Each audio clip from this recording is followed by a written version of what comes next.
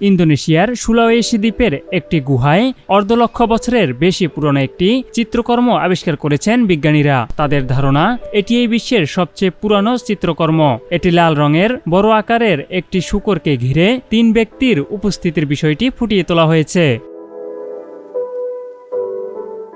ইন্দোনেশিয়ায় আবিষ্কৃত বহু পুরানো গুহা চিত্রকর্ম এই ইঙ্গিত দেয় যে এমন চিত্রকর্মের জন্ম ইউরোপে নয়, যা দীর্ঘদিন ধরে মনে করা হচ্ছিল। এটি ইঙ্গিত দেয় যে চিত্রকর্মের মাধ্যমে গল্প বর্ণনা করা মানব ও শিল্পকর্মের ইতিহাসের অনেক পুরনো একটি অধ্যায়। এটি আমাদের জ্ঞাত সময়ের সবচেয়ে পুরানো। এই আবিষ্কারের উপর প্রকাশিত হয়েছে এক গবেষণা প্রতিবেদন।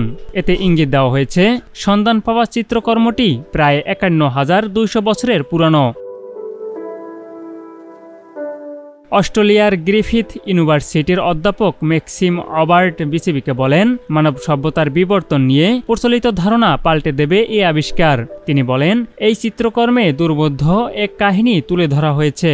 কাহিনীর বর্ণনা নিয়ে আমাদের কাছে থাকা প্রমাণগুলোর মধ্যে এটি সবচেয়ে পুরানো। চিত্রকর্মটি আমাদের দেখিয়েছে ওই সময়ে মানুষের ছিল বিমূর্ত চিন্তা ভাবনার সক্ষমতা।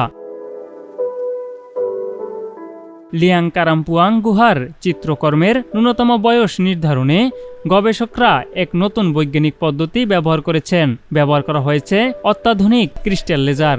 চিত্রকর্মটি যাদের তৈরি তাদের সম্পর্কে খুবই কমই জানা গেছে।